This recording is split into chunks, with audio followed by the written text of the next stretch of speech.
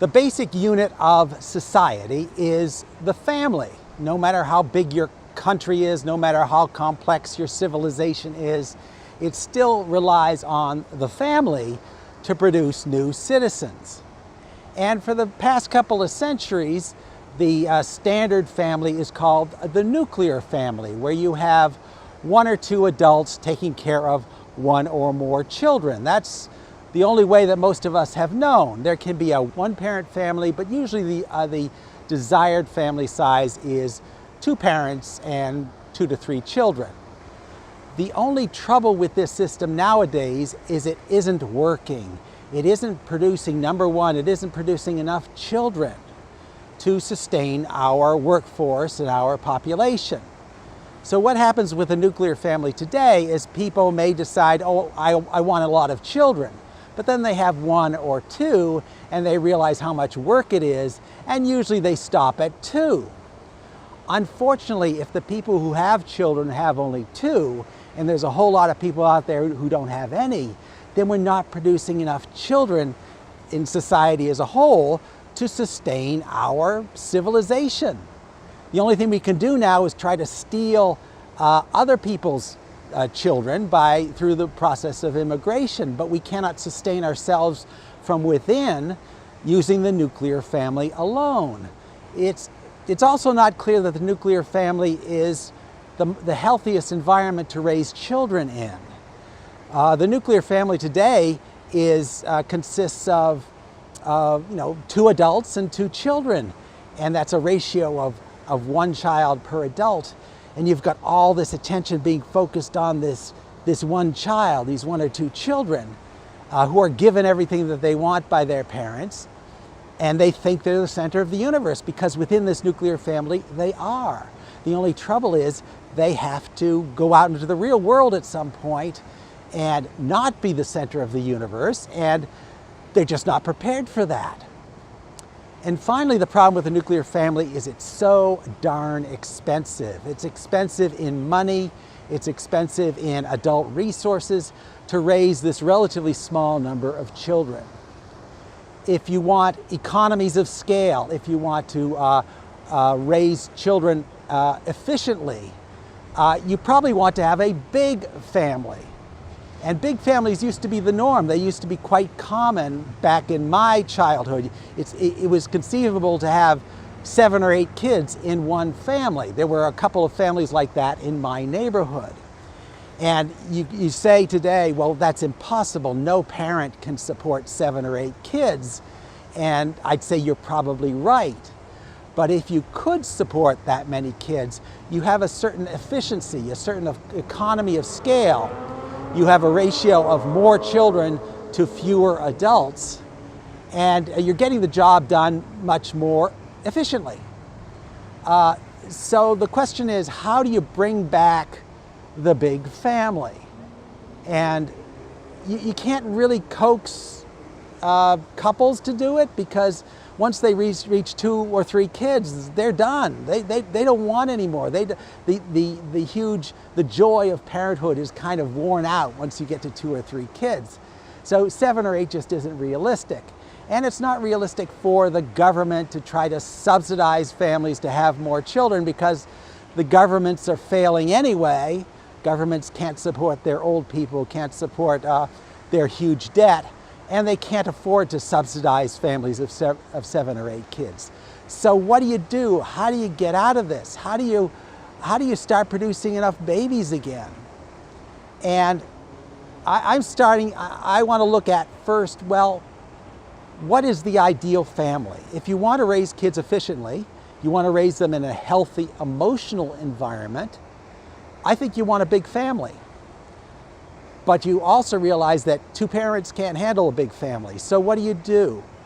You spread the responsibility around in a form of parenting I call tribal parenting, which is how I imagine things were done back in our hunter-gatherer days.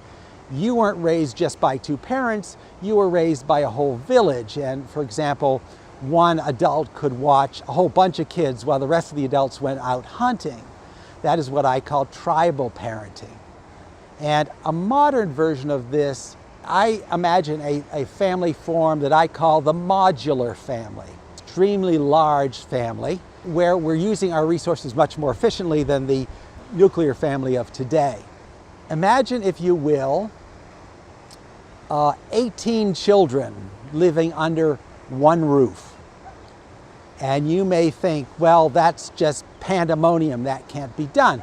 Well, it can be done if you're organized and you have a certain culture that you've inculcated into these children so that they understand their role in the family.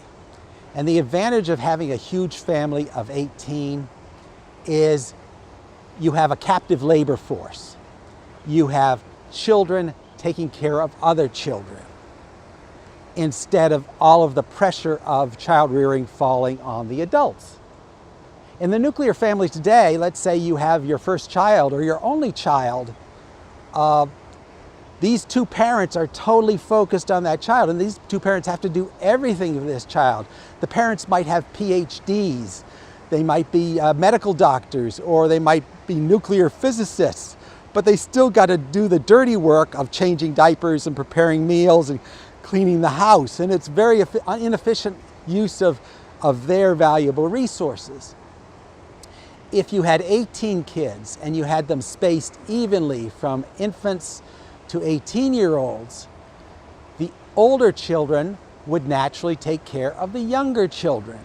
They would watch over them, they would clean up after them, they would change their diapers, they would prepare meals for them, because that is their job. That is the job of being a child in this environment, is you take care of younger children. So suddenly we have a huge household. There are all sorts of adults hovering around the household in a support capacity. But at any one time, you really only need one adult on duty. Obviously, you need at least one adult to be responsible and to resolve disputes and things like that. But you really only need one. That's 18 kids and one on-duty adult. That adult can be a paid professional. You want them to be there a long time. You want them to provide emotional support, but it also should be a position of respect that gets compensated and rewarded by the community. Instead of the mothers today, which really get, mothers and parents today, they give out so much and get no rewards, get no compensation from society, even though they're doing society's dirty work of creating new taxpayers. You don't have the government compensating parents for creating future taxpayers. So this larger family, 18 kids, that sounds unrealistic. Maybe 18 isn't the right number, but I'm saying that they need to be spaced. 18 means one child per year. You've got one 5-year-old, one 4-year-old, one 3-year-old, and you've got them all the way up to 18-year-olds. As the older ones age out of the system, go on to other roles in the community, new infants are brought in. Where do the new infants come from? Well, let's get into that in a different video. But the stork brings new infants into the family as the older children are aging out of the system. And during this 18-year period, when you're in this family, you've got a job to do. Your job is to take care of younger children, to teach them their basic skills.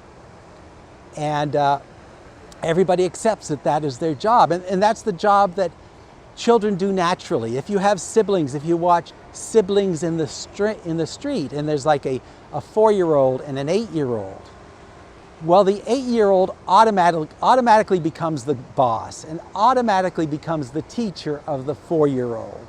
And the 8-year-old is correcting the 4-year-old when he or she gets the language wrong.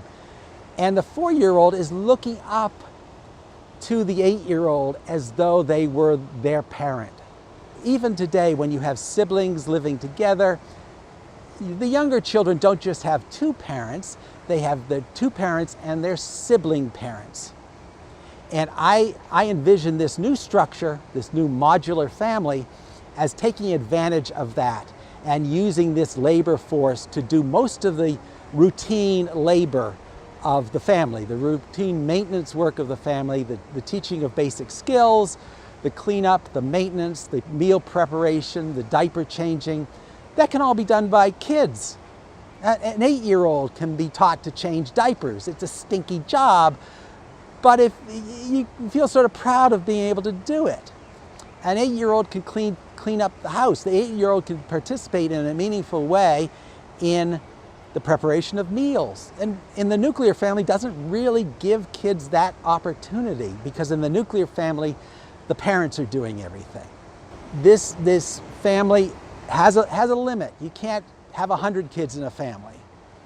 There has to be spacing. And the reason there has to be spacing is to reduce the competition. You don't want competition, you want cooperation. So if you had 4 8-year-olds in this family, one of them would begin to monopolize all the attention. One of them would learn how to manipulate the older kids and would gain all the attention, and there would be 3 losers. There would be 1 winner and 3 losers. If you have your own age bracket, there's no one directly competing with you. You have your own special place in the family. You have people to look up to. You have people below you, younger than you, to look after, and you are still special. So I place that limit at 1 child per year. Maybe that's right, maybe it isn't. Maybe it should be 1 child every 18 months. That's when the stork brings new babies, or 1 child every 2 years, which would mean 9 children in the family. I don't really know. All I'm saying is we have a nice constant number. We've decided what that number is, and we're going to maintain that number forever. So as children age out of this family, the stork brings new children into the family.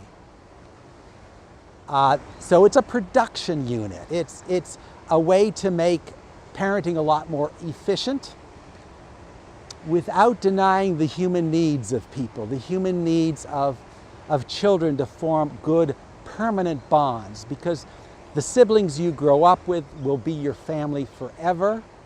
You can always go back to them for help. You will always want to come back together again if you grew up with these people, because they're kind of part of your nervous system if you grew up with them. If you're born into this family, you stay into this family for life. So this raises a lot of questions. How would this family be structured? How would it work in a world like ours? And I don't think it would work in a world like ours. Things have to get really bad in the world, which is coming. We have to have a big economic collapse. We have to have institutions failing right and left. And then some adults may get together and decide, we need to do something about our failing culture. We need to do something about our lack of children to carry on our way of life. What sort of family are we going to design to get the job done? I think it's going to be a large family. I think it's going to be a sort of institution. You can imagine it like in Harry Potter, Gryffindor and Slytherin. You know, it's a house that you join not through your free will. You're just placed in this house, and that house becomes yours forever. The difference between Harry Potter and this family is, in Harry Potter, all the children seem to be the same age, where in this house that I'm imagining, the children are spaced along the entire spectrum of infancy to adulthood. So many questions about how the greater community would be organized, how it would support itself financially. I can't get into this. Those are subjects for future videos. But just imagine for now a really big family in a really big house. How would you organize things, and how would it feel to live in that environment?